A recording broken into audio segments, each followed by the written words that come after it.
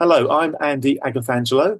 I'm very proud to be the founder of campaign organisation Transparency Task Force. We are a UK-based but actively international certified social enterprise. We have people making note of our work in 20 countries around the world, but roughly 80% of the 5,000 people who receive our weekly newsletter, the Transparency Times, are based in the UK. Our formal mission as a social enterprise is, this is verbatim, to promote reform of the financial sector so it serves society better. We are fans of the financial industry. We believe the financial sector is profoundly important to the well-being of society, to economic stability, and to political stability too. I'm emphasizing that point because there is a great deal of political instability around the world right now. And there are many people like myself who believe that you can trace a lot of that political instability back to the global financial crisis and the geopolitical consequences of it. Think, for example, about austerity. What effect did austerity have on society? How did society react to that austerity? What brought about the need, allegedly, of austerity? So there's a very close correlation, I would argue, between the workings of the financial sector, how society feels about itself, and what we do to try to lead and govern democratic, fair countries around the world. I think all of that's important. It's important enough for me personally to now dedicate my life as a campaigner in this space and run the Transparency Task Force, lead the Secretariat of the All-Party Parliamentary Group on Investment Fraud and Fairer Financial Services, and do a few other things as well. What I'm definitely not is a subject matter expert, and that's where folks like Sir John Kay step in, because people like Sir John Kay have incredible knowledge, insight, experience, wisdom that we can take a look at, understand, and if we feel it's right for us, follow. So John will be known to many of you. For the one or two here who might not be that familiar, I'm going to read out a little bit from Sir John Kay's profile.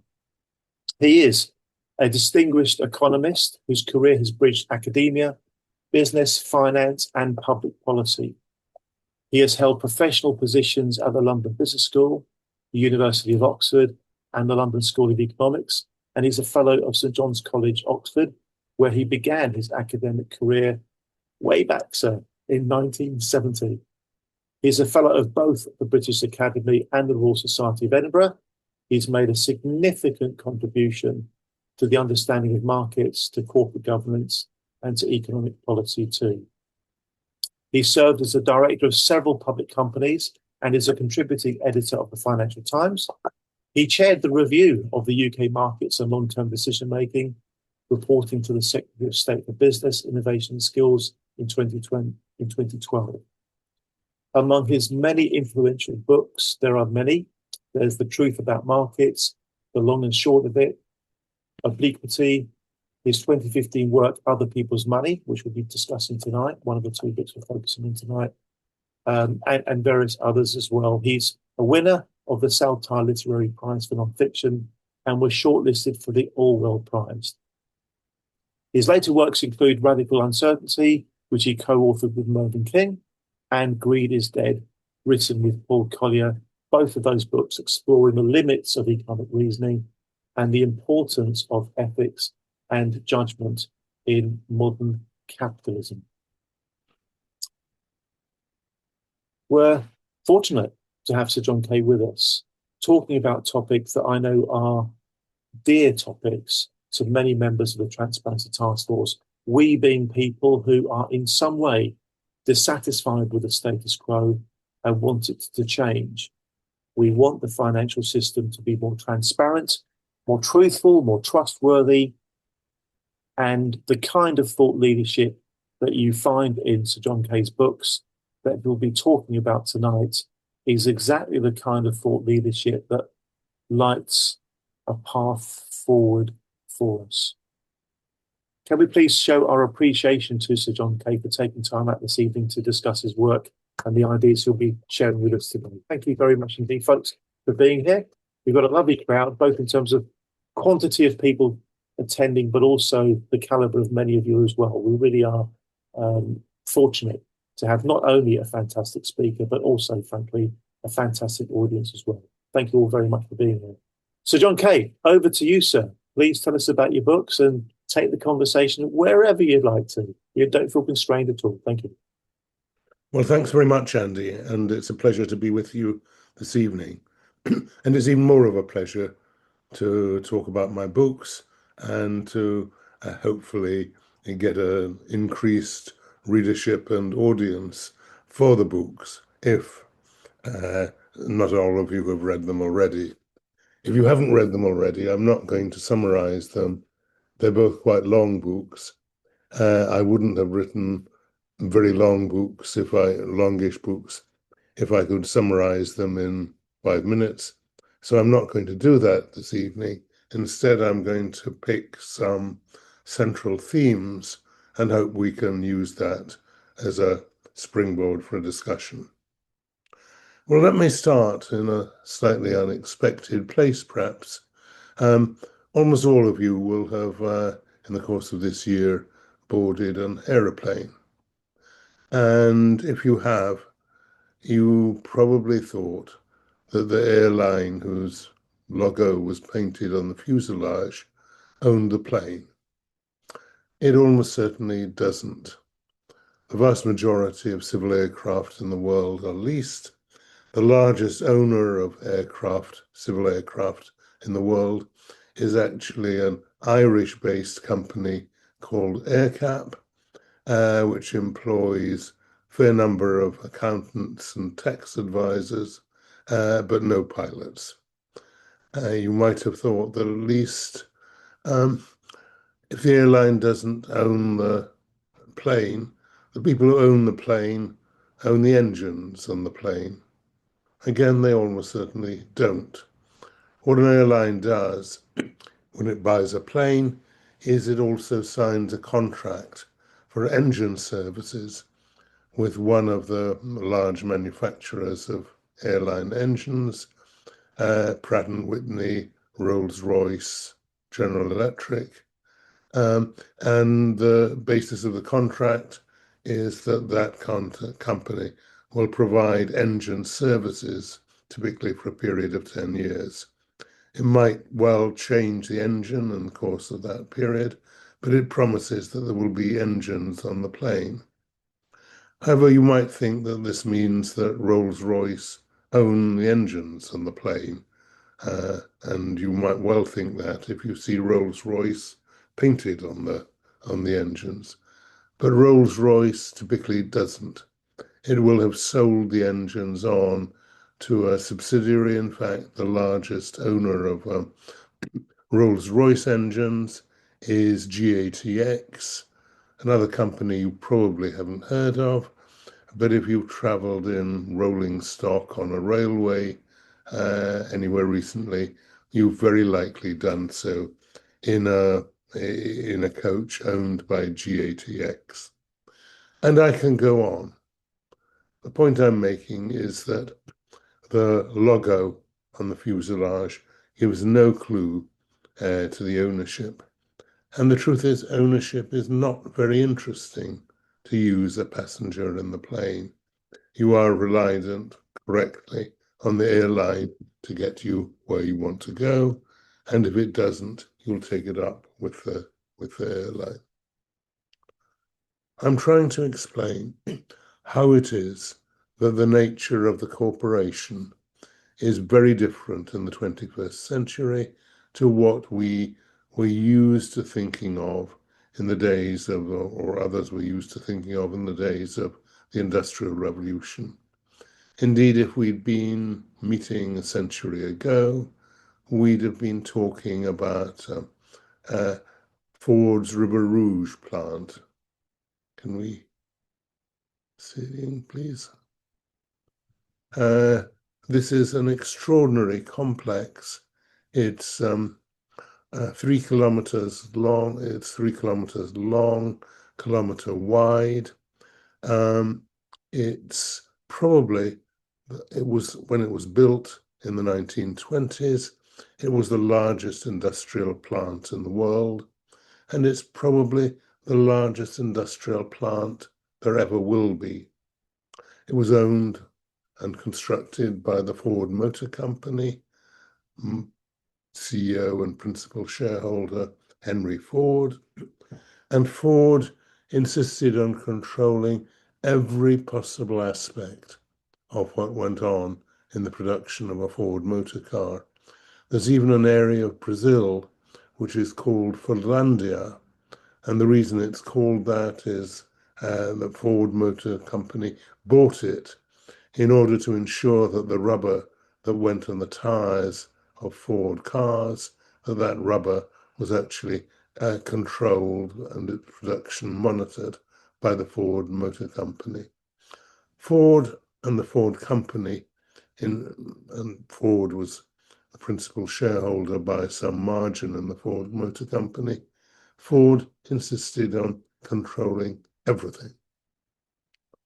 Business has changed in the 100 years that has followed.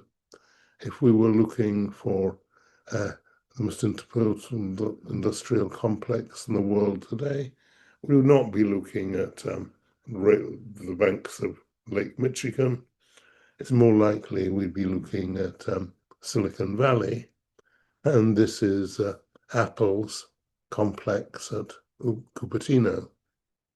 You'll see that it's only a fraction of the size of the River Rouge plant, not much more than a tenth of the size, in fact.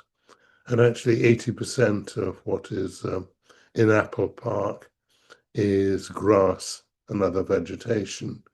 It's tiny compared with the Ford Motor Company.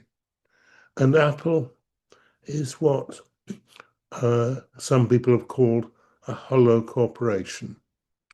Because if you buy an Apple product, you will get it in a box that says designed in California. But that's almost all that happens in California, or that's certainly what happens in California. The largest assembler of Apple products is a Taiwanese company, Hon Hai Industries, and it's the producer of Apple products. The assembler of Apple products is its Chinese mainland subsidiary called Foxconn. The largest supplier of components for your smartphone is actually, believe it or not, Samsung, who are also Apple's principal competitor in producing smartphones. Apple is, in this sense, a hollow corporation. What Apple does is it brings capabilities together. And that's the nature of Apple products and the Apple company. If we look at the smartphone a bit further for a moment, here we have Steve Jobs showing it off. You'll see the central feature of the smartphone, which is it doesn't do anything which wasn't already being done in some different way. The smartphone plays music in the way your grandfather's music player does. The telephone in the far left looks, well, that's not what your grandfather's telephone looked like, actually. It's some of you may remember BT phones with their dial and their solid black setup as they sat in the hall. Others of you have no doubt in your career been into a library, not knowing then that you would be able to read books on the iPhone much later. You will have had a camera, again, something that's in the phone, and you will doubtless have benefited from finding your way with a smartphone and indeed received received messages from it. The essential point that should emerge from this is that the Apple iPhone as a typical modern product is a combination. That is, it doesn't do anything that couldn't otherwise have been done, but it does it in one incredibly small device which fits into your pocket. The notion of the word entrepreneurship, there's a famous joke, which unfortunately is apocryphal, that George Bush once said to Tony Blair, you know, the trouble with the French is they don't have a word for entrepreneur. But it's worth spending a moment to think about the word entrepreneur, because it means the person who brings things together.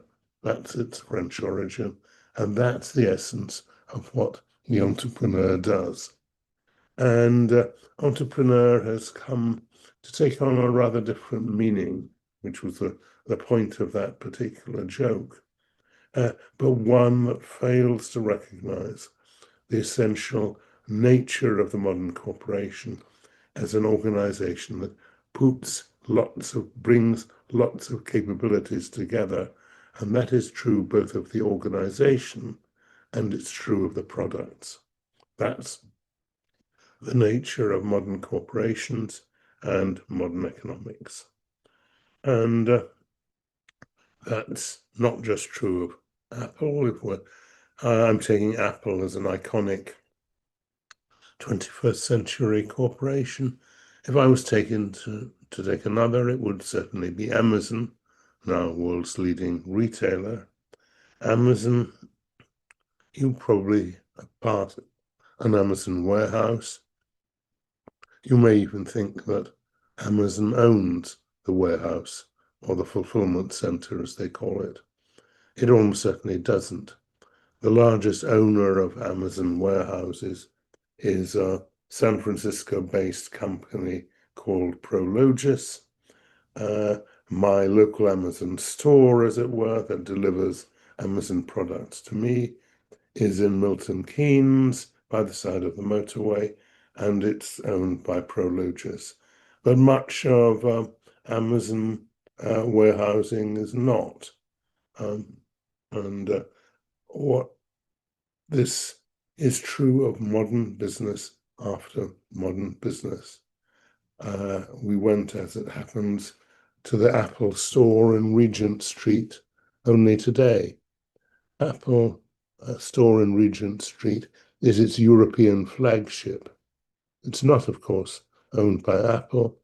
It's owned by a combination of the King and the Norwegian Sovereign Wealth Fund. That's the nature of capital ownership in the modern economy. And you will see a key aspect of that, which is none of the institutions I describe, Prologis or AerCap or the King or the Norwegian Sovereign Wealth Fund, have either the interest in or the capability of running the organizations that are Apple and Amazon. That is the way things have changed in the 21st century. What we now have is what I think we should call capital as a service. Capital is something that modern corporations buy in from specialist suppliers of the service, like Prologis and like AerCap, in just the same way as they buy other services like electricity and water. And just as with the electricity and the water company, these organizations have no interest or capacity to run these organizations. The ownership of capital is now almost entirely substantially divorced from the control of business. The control of business is in the hands of professional managers who buy in these services. If you've got that far, you may be wondering, why is it that the finance sector has grown so much and seems today so much dominant in terms of our economy? what does the finance sector we see today do? Why is it so large if it doesn't play the role which it historically did in the kind of capitalism that Marx wrote about it? Well, to an extent that almost defies belief, what the finance sector does is it trades with itself. If you go around Canary Wharf at night or any time and ask what these people are doing, the answer is substantially they're trading with each other. So that's what these capital organizations are doing. And if you look at the balance sheets of banks, you will discover that the largest element in them is the largest element in the bank balance sheet is the assets which are loans to other banks, and the liabilities are equally owned to other banks. Actual lending to non-financial business, or indeed to you as householders, is a very small part of the total balance sheet of the typical bank today. So the banks trade with themselves. And I gave a talk on these kind of issues a few weeks ago in Edinburgh. So I thought I would look up who owns and what has happened to the Amazon warehouse that most people who attended that meeting would at some time have passed. Well, it turns out that the warehouse was built 15 years ago. It's had 6 different owners between now and then. None of them have the name Amazon. None of them are related to Amazon. And the current one is an offshore company, beneficial ownership not disclosed, but widely believed to be a group of rather rich Koreans. Just as at the Apple Regent Street store, this is the nature of capital ownership in the modern economy. The finance sector is equally engaged in intermediation, and there needs to be intermediation that will take your savings and turn them into Amazon warehouses or Honghai Industries assembly plants. There needs to be that intermediation, but there doesn't actually need to be the multiple layers of intermediation that are today devoted to doing all of that. And of course, a substantial part of the activity of the financial sector is simple extraction in the course of that kind of intermediation. Some of you may be entertained by the story with which I begin the corporation in the 21st century. I begin it talking about some of the issues that have arisen in relation to the legitimacy of modern business. And what this particular story is about is the legal action which Arkansas teachers and a group of other pension funds brought against Goldman Sachs. The basis of the claim was that Arkansas Teachers Retirement Fund and other signatories to that class action had been misled by reading the Goldman Sachs ethics statement, which began and still does begin, the client's interests always come first. That's what Goldman Sachs said about itself. Arkansas teachers and their co-plaintiffs claimed that they were misled by this into thinking that Goldman Sachs was a reputable, sound business of the kind into which they should entrust their savings. What's interesting about this case is Goldman Sachs' defense to that. The defense is not that the statement is true. You might have expected them to come up with examples of cases in which they'd sacrificed profits in order to serve their clients better. What you find is, in fact, the opposite.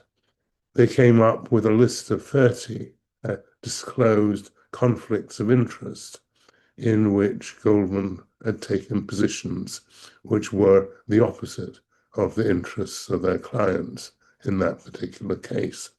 Their argument was that this was what they called a generic statement, what has been called in English legislation a mere puff.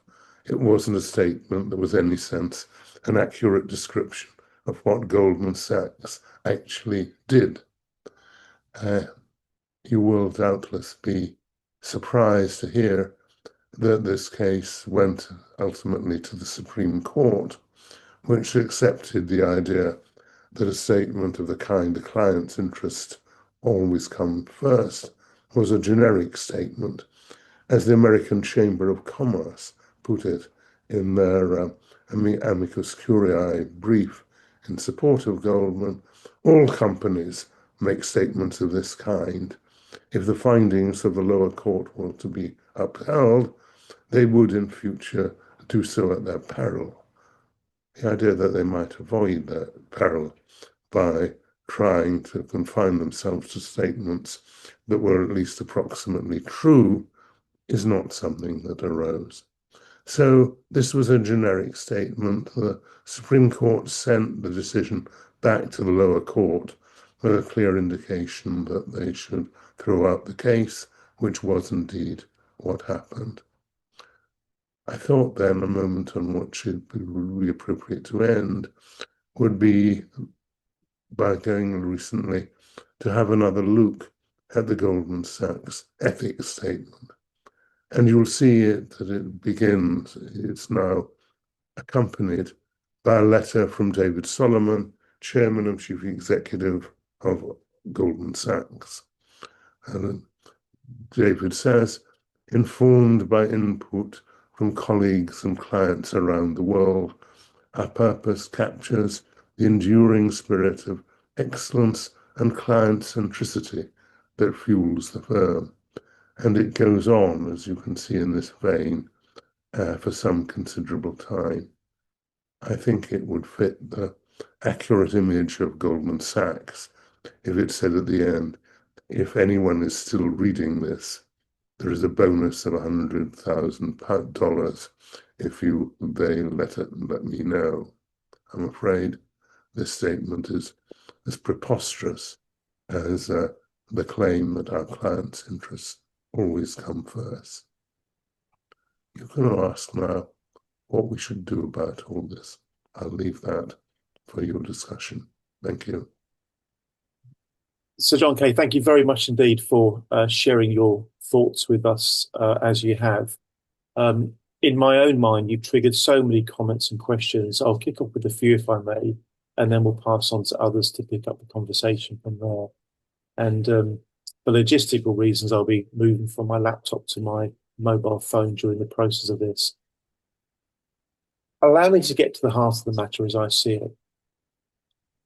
From what you've explained, it's as if organizations are grotesquely disconnected with the idea of serving society, are focused on profit maximization as their primary purpose, and are losing their identity almost through creating fragmented, complex, fractured structures where the organization is bringing things together as opposed to doing something, making something, serving something.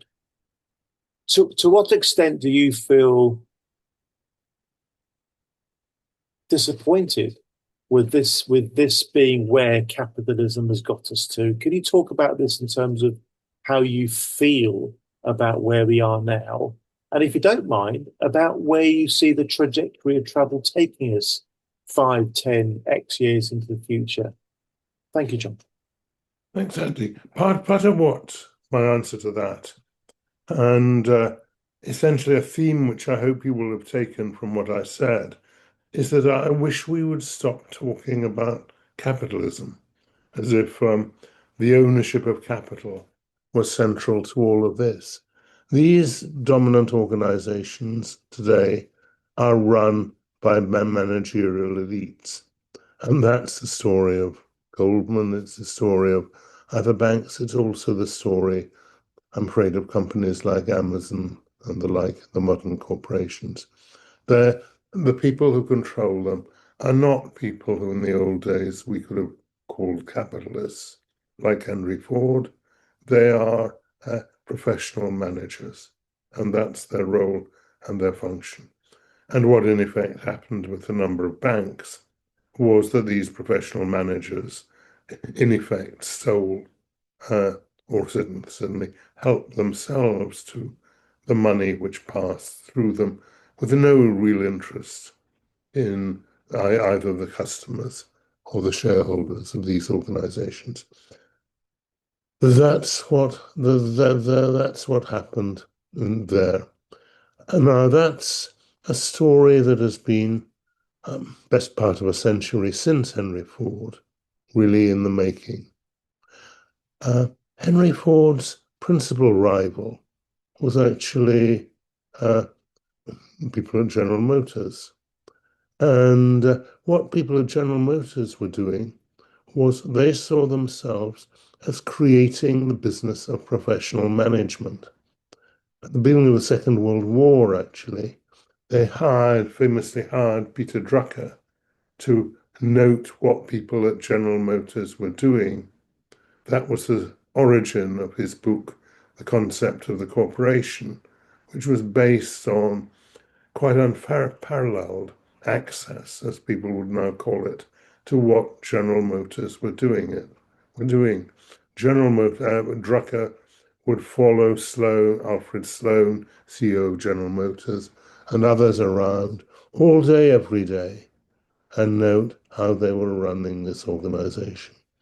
This attempt to professionalize the business of management, I think, ran until about the 1960s. And then it peaked and fell back. Then we got the idea that the purpose of a corporation was to make money for its shareholders, the appreciation of shareholder value. You got the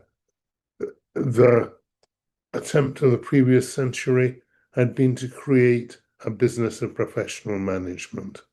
That idea of professionalism, analogous to the traditional learned professions of law, medicine, priesthood, and so on, reached its peak in the 1960s and declined. And with its decline in the business of management, I think it took with it professional values and behavior in other areas, business adjacent professions, particularly law and accountancy, and of course banking. And that's the story in my mind of what happened. It's of the decline of professionalism and the idea that management and business activity was or could be a professional activity, which was people sincerely attempted to make true in the first part of the 20th century, and it collapsed in the latter part of it. And if we've time this evening, I can go through example after example of how that affected different companies.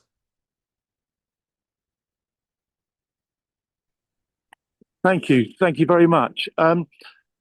What do you say then, John, to those who argue this company is only doing what it's meant to do? The Companies Act tells us we need to put profit as our primary goal. And if society doesn't like that, it's down to society to change the legislation through the democracies that we're part of. Do they have a defense in saying we're only doing what we're meant to be doing? And if you don't want us doing that, then tell us what we ought to be doing. How do you feel about that? Well, we've done that. If you look at what the Companies actually says, it says that the role of directors of a company is to promote the success of the company. The success of it says curiously, the success of the company for the benefit of the members, and then goes on to say, in doing so, it will take account of the position of other stakeholders. But if someone says to you, the Companies Act says the purpose of a corporation is to make profits, then the answer is simple. It doesn't. Go and read the Companies Act and see. It's quite interesting to look at this issue in relation to other companies. If you look at Germany, for example, German law is quite clear. It's governed, of course, by a civil code, being a civil law jurisdiction. And there is a civil code which says that the director's duty is to the various stakeholder groups of the company. The American position is mildly more complicated because what has happened in corporate law in the United States is that states, in effect, competed to become the principal jurisdiction of the location of corporate registration. And that's a competition which has been easily won by Delaware. There's a building in Wilmington, Delaware, which purports to be the headquarters of 16,000 companies. Although if you actually turned up there, they wouldn't have heard of most of these companies. And Delaware law has become preeminent by being the most management friendly, because of course it's the management of a company who in practice decide where the registered office of the company will actually be. It's interesting, just in the last year or two, that there's been some question raised most prominently by Elon Musk as to whether Delaware law is sufficiently friendly to managers, and particularly to him. And you may recall that they've moved the headquarters of Tesla from Delaware to Texas, believing that they will get believing correctly, it seems so far, that they will get a more friendly reception to the idea of paying Mr. Musk a lot of money in Texas than they got in Delaware. But the story that the job of a company is to make profits is enshrined in corporate law is just wrong. Now, there are other arguments as to why that should be the role of a company, but it isn't a legal requirement on company directors. And my view is that the story, which I can illustrate with many examples, but I'll take a couple. I'll take ICI, which everyone knows was Britain's leading industrial company for most of the 20th century. And ICI's mission statement for most of that time was that ICI's purpose is the responsible application of chemistry and related sciences to business. In the early 90s, it changed that to declare that the purpose of ICI was to create shareholder value by focusing on businesses in which way they had cost leadership and a competitive advantage. You will know what happened to ICI in the first version. It began as a dye-stiffs explosive company, moved into petrochemicals, fertilizers, eventually moved into pharmaceuticals, which became its profit driver. That's the story of ICI. The story of ICI in its second move, it reached, the share price reaches an all-time high in 1997. There's a remarkable parallel I've noticed between the share price of ICI and the fortunes of Tony Blair and New Labour, and coincidentally, they both end in 2007 when ICI, the rump of what was left of ICI, was taken over by AkzoNobel. I can tell you many stories like that. I won't go into the story of GEC, which was Britain's second leading industrial company in 1990, and which disappeared even more rapidly than ICI and disappeared following the same path. The truth is that successful businesses are built by people who aim to create businesses, not people who create shareholder value. And shareholder value follows from creating business, it's not the motive. And as a matter of fact, that's what British company law says. This is fascinating. In a moment, we're going to be going to Martin White. Then I'd love to hear from Cliff Southcombe, George Kinder, Nell Minow, Con Keating, anybody else that would like to chip into the conversation. Just before we go to Martin, allow me to ask one more question of you, John. Clearly, the world of commerce in the UK, particularly the financial sector, has a huge amount of influence over government.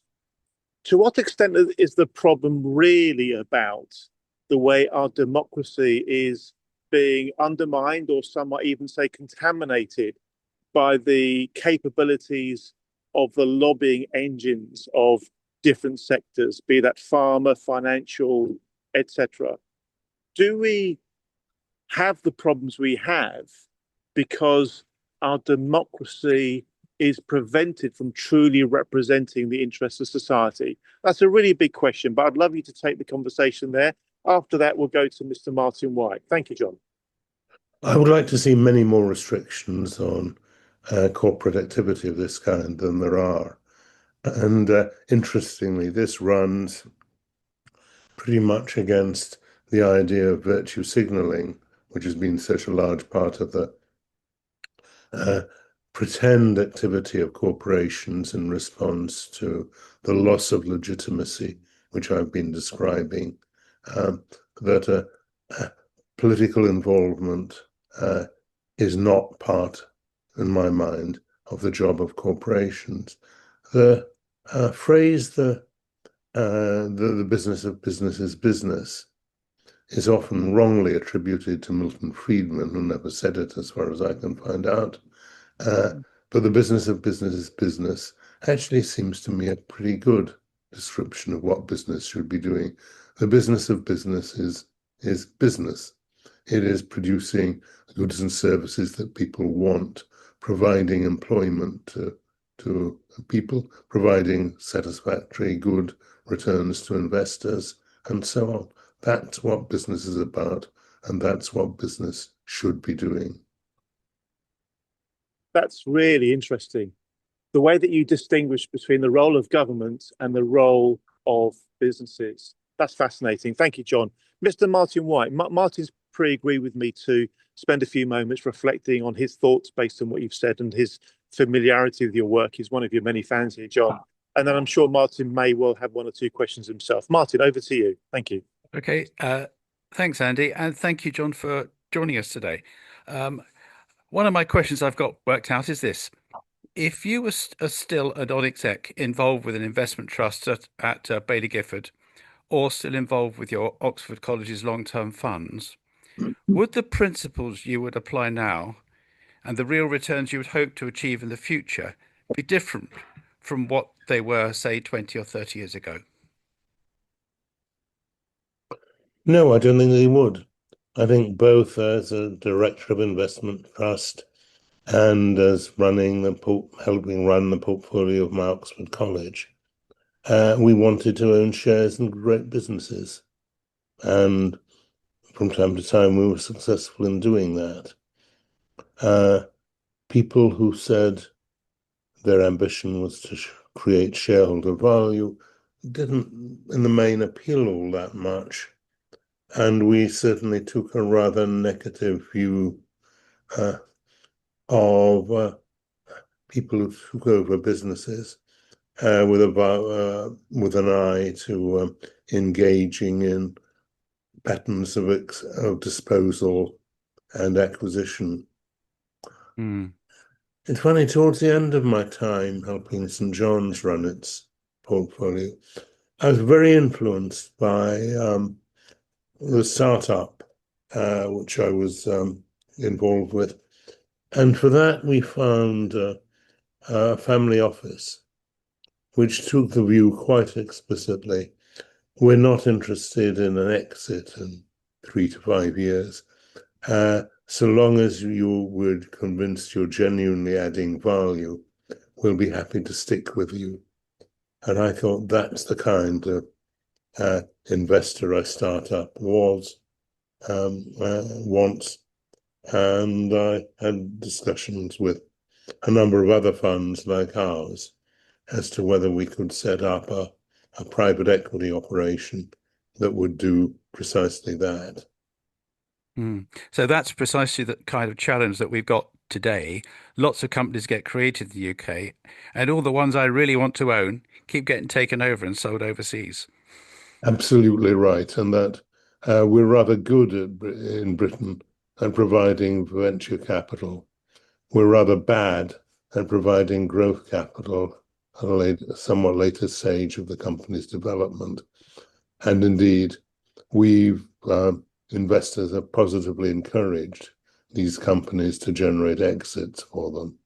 So is there any way, I mean, I remember the event about pensions investing that you had with Mervyn King. Is there any way you can see policies that might change that for the UK? Well, uh, since you mentioned pensions, it is as I think we both know and agree, one of the great screw ups of British policy over the last 20 years, and we could spend the whole evening discussing how that should be reformed and changed.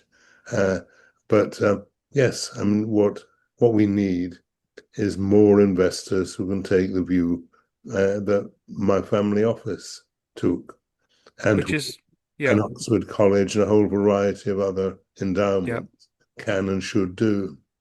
yeah. Lovely. I think I should let other people have a go now. Thank you very much.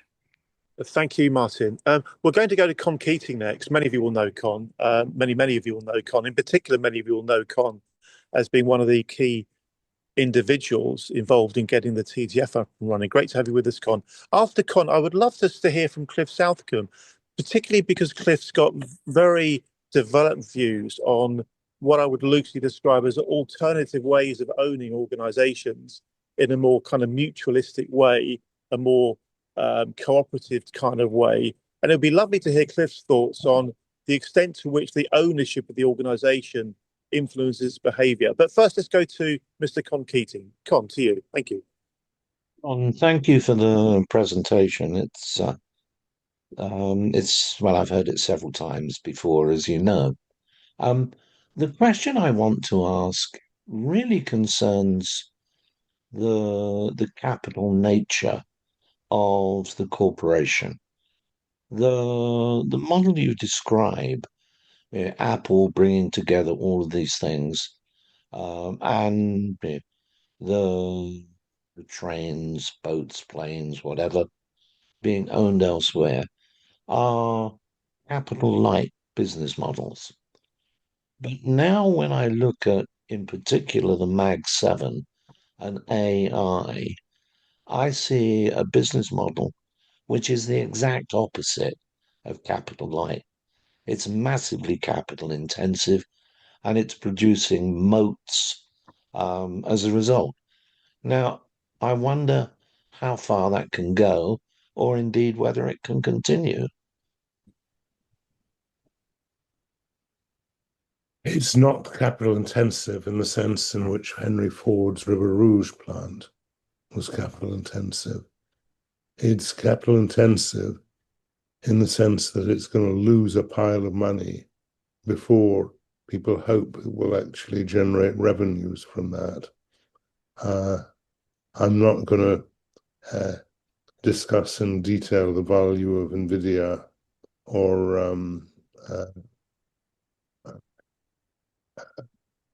the ways in which that kind of business operates, but it's not capital intensive in a traditional sense. the capital intensive.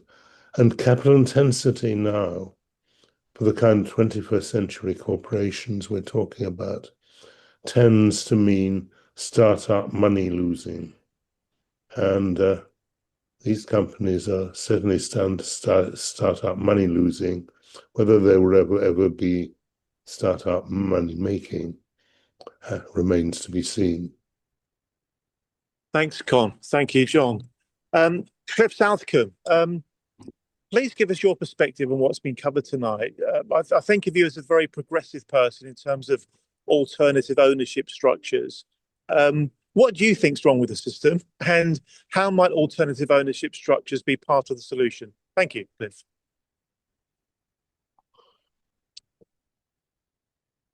You'll need to unmute, of course, first. Yeah. Thank you. Oh, thanks so much, and thanks, John. That was really interesting. It actually, I've been copying this and sharing it with my group at the same time, and we'll have a discussion about this. The discussion actually took me back a few years when we were Social Enterprise International, and we had a summer school at Sheffield Hallam. And we watched now, seems to be some really old-fashioned films called The Corporation about what was wrong with society and the problems about the corporations. And from that emerged the idea that business has got to be done in a better way. We've been talking about that now for about 10 years, and we now have a model that's emerging which we call shared wealth, where the emphasis is on companies actually focused on sharing their wealth amongst all those who are created. As we see, that's one of the core problems of the way business is done. But also, and this fascinated me because we've always emphasized the idea of values. And I've always thought that there was a bit of murky water between ourselves and, say, the corporations who had value statements and ethical statements. Whereas with our companies, we talk about if you've got values, it has to be expressed within the rules, and rules should be allied to values, and you should actually align all your activities with your values. So I hadn't realized that the gap was so large, and I can't wait to tell them about what the Supreme Court said, that these were generic statements.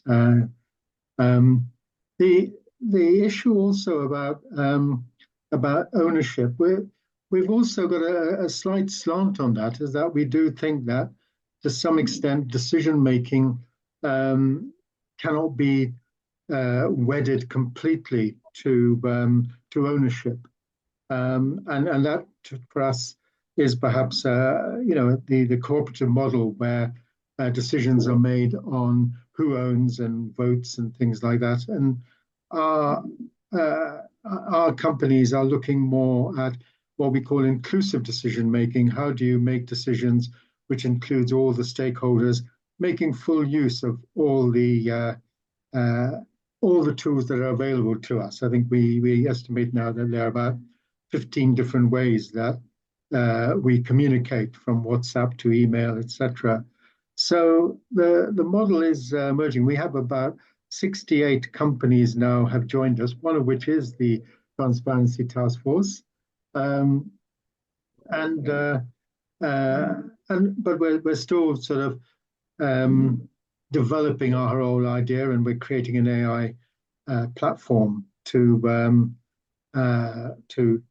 coordinate and collaborate. It's an alternative model, which we, of course, when we started with social enterprise, we thought social enterprise is going to change the world.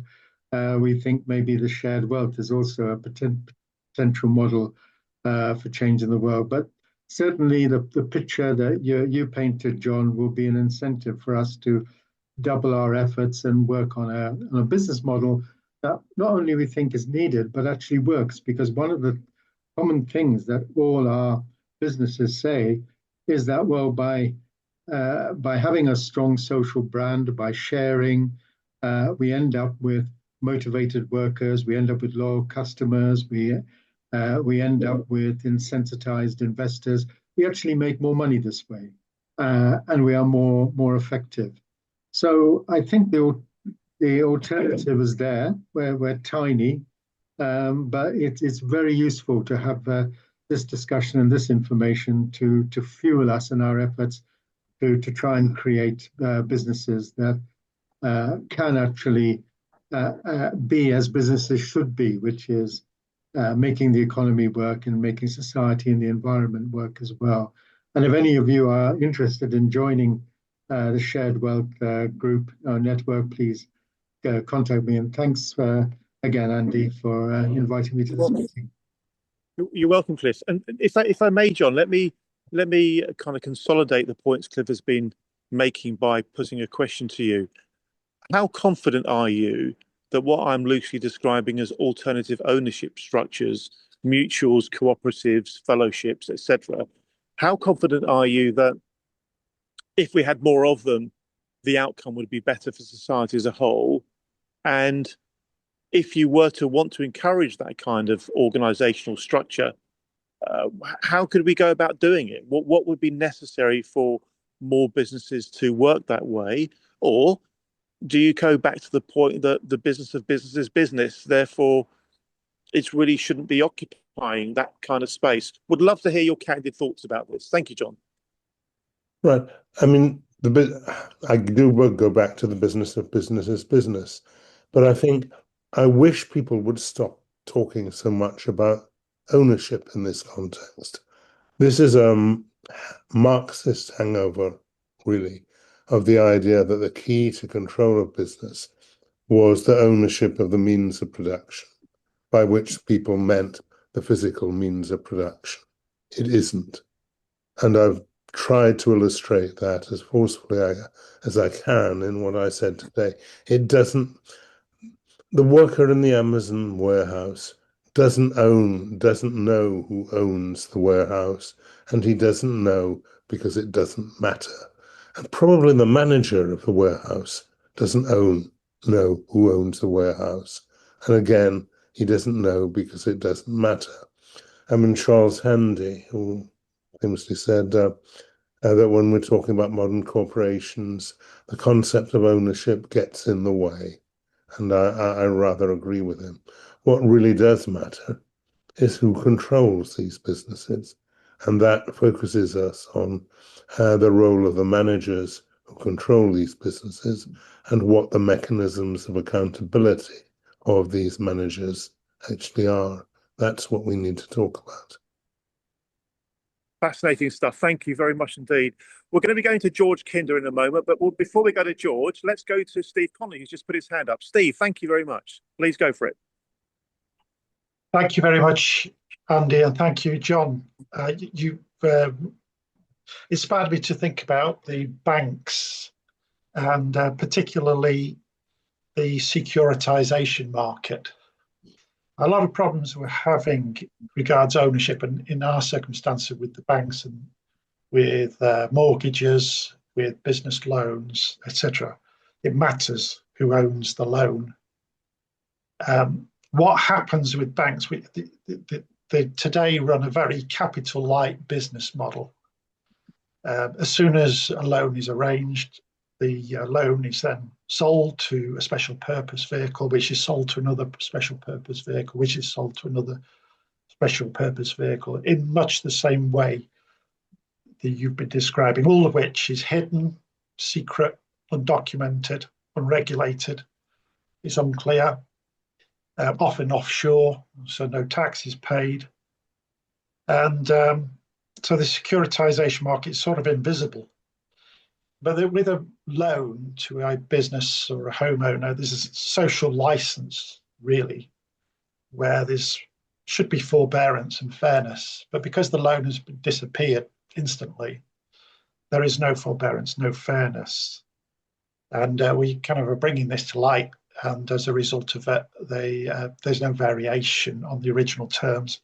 And the financiers and private marketeers, investors, they argue that the borrowers should pay on time, and that if we got our own way and gave transparency to the securitization market in the way we want, I mean, all we want to know is who is supposed to be repossessing the house? Is it the bank that sold it in the first place, or is it some SPV that we've never heard of before down the line who has the right to take us to court and repossess the house? But the financiers argue that if we did that, we'd effectively destroy the securitization market and there'd be no mortgage availability. All we want is transparency, honesty. We want to know that the people taking us to court have the right to take us to court. The people repossessing our homes have the right to repossess our homes. And that's not what's been delivered. What's your thoughts on that, John? I'll give a very simple response, which is to say that the era of the great growth of mortgage lending and home ownership was the era before there was the securitization, which developed from the 1980s. So I think the story that if you couldn't securitize these products, the financier's contribution to the real economy would disappear is just factually wrong. Give us such a candid and clear answer to that. That's really interesting.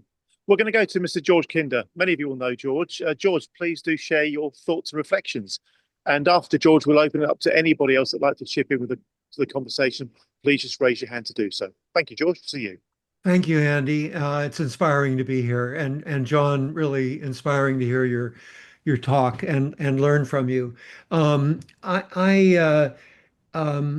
I go back in some way 250 years, in some way 100 years, in some way maybe it's just back to Milton Friedman. But the question that kind of disturbs me, we have in capitalism, the notion was that you had all these entrepreneurial forces and that the competition would create the best outcome, that out of competition we get better and better things. And we see that in a lot of ways in society. Here we are talking together from all over the world, just as an example. But of course, what we've seen as we've gone to scale globally, as humanity goes to scale, as we become one humanity, we find the negative externalities of capitalism seem to be growing faster than we can cope.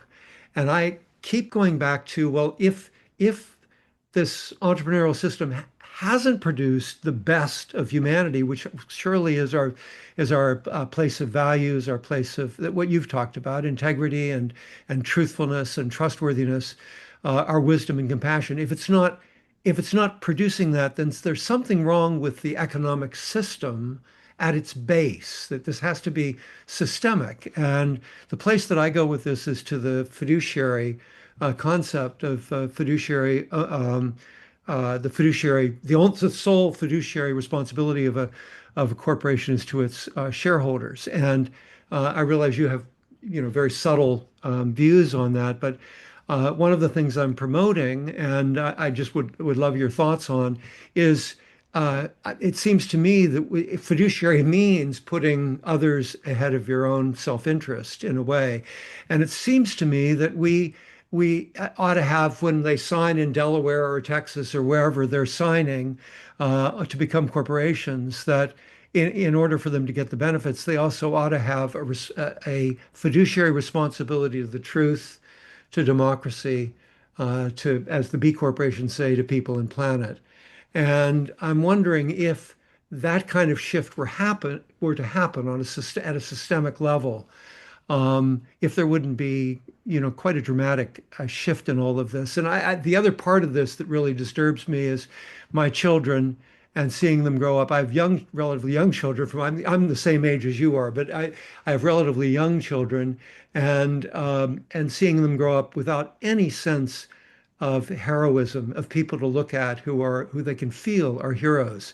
And shouldn't that be happening in our organizational structures? So there you have. Fiduciary is my main question here. Nice to meet you.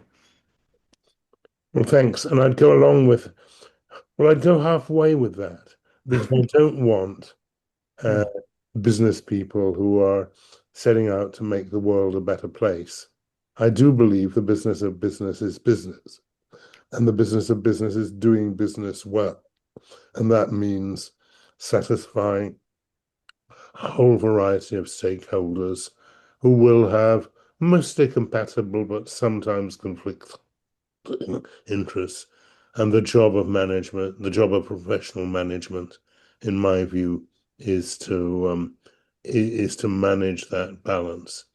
So I don't go along with a business that says the purpose of business is to benefit people and planet. I'm rather frightened about people running large corporate organizations saying they're going to benefit people and the planet. I'd very much like them to be running good businesses. Is there anything in regard to the fiduciary obligation that we have to shareholders? Is there anything, I mean, do you see the problems that are arising as systemic? And is there anything at a systemic level that you would see that you would say, hey, this would really change things, make a huge difference? Well, we're talking transatlantically, of course. And I'd reiterate that in Britain, there is not an obligation on corporations to maximize shareholder value. There certainly is no such obligation in Germany. What there is in the United States is rather more complicated, and we've started to talk about some of the issues of getting that right. I rather share the idea that some people have that if there were a federal corporate statute in the US, he might do rather better on all of this than you do with the present state dictated framework. But if we're going to talk about corporate law, we need to be rather careful in the way we identify what law says. We need to be clear, and very little of what I read does seem to understand, that the duties of corporate directors differ in different countries.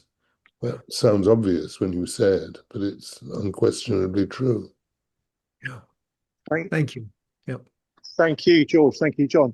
In a moment, I'm going to invite Isabella Rogers to articulate the point she put in the chat about deregulation and the growth through deregulation agenda. But before we do that, allow me to reveal my lack of expertise in terms of financial history and organizational history.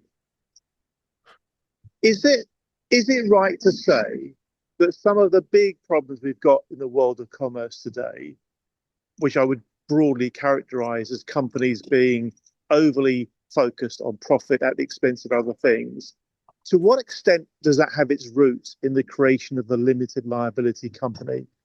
Did the actual conception and creation of the limited liability company take us down a slippery slope where the connection between ownership and control changed and the responsibility of the organization kind of evaporated away because of this luxurious state of limited liability?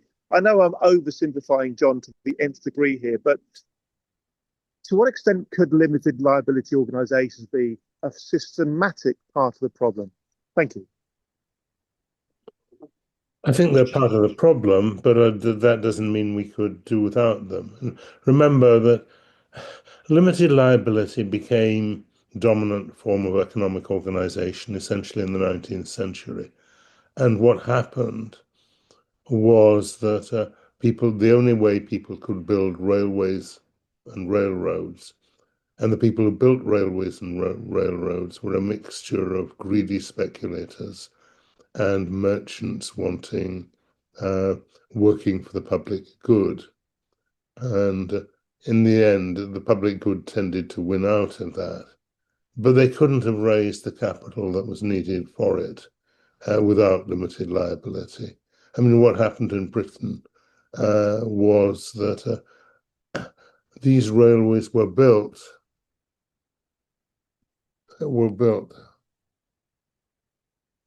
by people who were built with the savings of the relatively well-off middle class of the UK. It's always amused me to find the Bronte sisters corresponding with each other as to which railroads were best to invest in. Not very successfully, it should be said, but it's an example of the ways in which these kind of activities were financed. And that provoked the growth of limited liability. And it was then extended to, in Britain, banking, and then to manufacturing businesses of various kinds.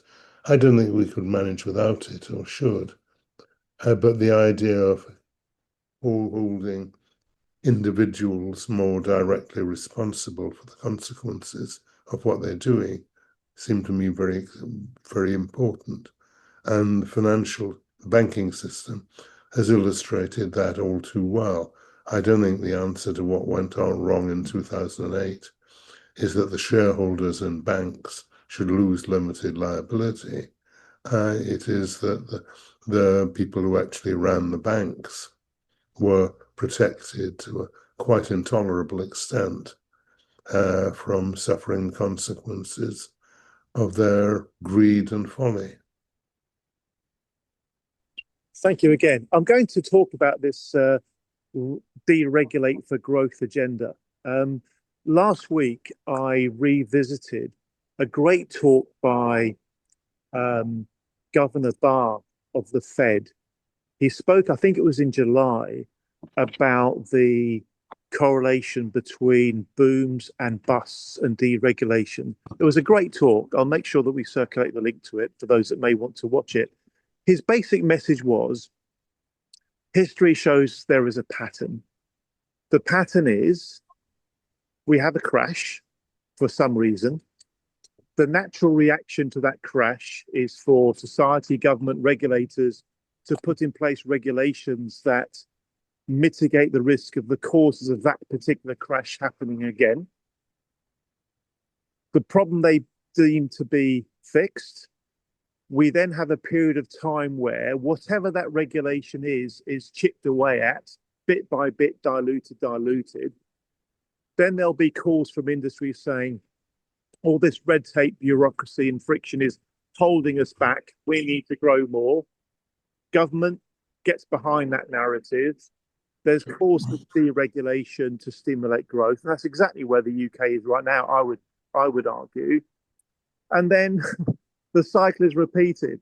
The deregulation leads to rampant growth, unhealthy growth, if I could use that phrase, which leads sometimes to yet another crash. Do you see that pattern as well? And if so, what are your thoughts about the concerns that many of us have, John, that the deregulate for growth agenda simply acknowledges that the lessons we learned from the global financial crisis seem to be being unlearned? Thank you, John. I don't recognize, I think that description applies pretty well to the United States in the 20th century. I don't think it even applies to Britain in the 20th century or to many other countries. When going home? Sorry? So forgive me, that was the AA gentleman. Bear with me. Carry on, John. Carry on. Thank you. Right. And did we learn the lessons of 2008 subsequently to 2008? I don't see much evidence we did. That what we did after 2008 was essentially to prop up the system as it had developed up to 2008. And that's what we've got today. And I don't feel very optimistic about the way in which that will develop. Thank you, John. Thank you. In terms of bringing our conversation to a close, I'll invite you, John, in a moment to sort of share your final comments and your final thoughts. But before I do, allow me just to check in. Does anybody else have anything they would like to chip into the conversation with? Please raise your hand if you'd like to.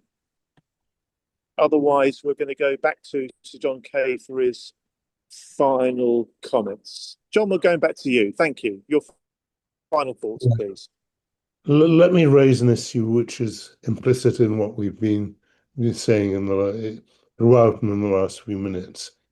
I think basically in the neoliberal agenda of the 1980s, 70s and 80s, we got the idea that a good way to run an economy was to define a framework of rules and then encourage people to make as much money as possible for them, the shareholders, or in reality themselves, subject to operating within these rules.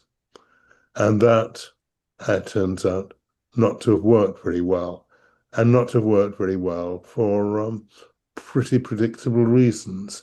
That what it does is it encourages greedy people to read the rules rather carefully and find ways of circumventing them as far as you can.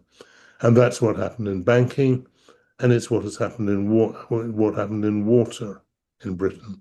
And I'm struck by the parallels between these two quite different industries in terms of the outcome of that being the same. And I'm also quite clear that the reaction to that should not be in either case to have yet more extensive regulatory rules, nor should it be that the state nationalizes the businesses concerned. Nationalized water companies in Britain did not work very well. Nationalized banks have not, as far as I can see, worked very well anywhere. I want to see competitive markets. I want to see the kind of environment that people talked about earlier, in which we give a lot of scope for entrepreneurs to develop new businesses, to put together new combinations of products and factors, and accept a market process in which the ones that meet consumer, employee, investor, and other needs succeed, and others fall by the wayside. That's my idea of, I hesitate to call it capitalism, but a market economy as it should be working. John, that's fantastic. Thank you very much. We're going to have a quick comment from Martin White, then I'll bring our discussion, your presentation to a close. Martin, to you. Oh, yes, thank you. This issue of people running companies being able to run them very, very thin and take a lot of risk with other people's money, that we mentioned water is like banking. I feel a little nervous at the tales being told by what a really good thing private equity, venture capital, etc. is, because I don't totally trust the motivation of the people, the intermediaries operating. And I'm not quite so confident about putting my own money in these things. What do you think about that, John? We'll go back to the story about private equity that I told earlier. My view of private equity is that it can be very good and is very good in the way I described if you have private equity investors who are willing to take a long-term perspective and to encourage the growth of great businesses in the sense I've described. What most private equity is today is now how you can, in 3 to 5 years, extract money from a company. We're seeing it in rather serious ways, I think, now in the UK, with people taking over a variety of private partnership and other structures and strange businesses like vets, estate agency, and the like, and monetizing the goodwill of these businesses over the 3 to 5 year time horizon that most investors in private equity are encouraged to develop. Yes. Private equity can be very good or very bad. And yes. what we need to do is to frame both our investment and our regulation to encourage the very good and stop the very bad. Most of the discussion that I've managed to see by looking at the hearings of the Business and Trade Committee and that kind of thing, there seems to be this assumption that, of course, well, you need your exit, don't you? So that seems to be how they think still. And I go back to St. John's and say we don't need an exit. Couldn't agree more. Thank you. I still have a memory of being asked in the US when we bought some property there, how long has the college been investing in real estate to which the answer was about 500 years. Very good. I think that's a very positive note and a very informing note to wrap up tonight's conversation, folks. Can we please show our appreciation to Sir John Kay once again? Thank you very much indeed, John. That was great.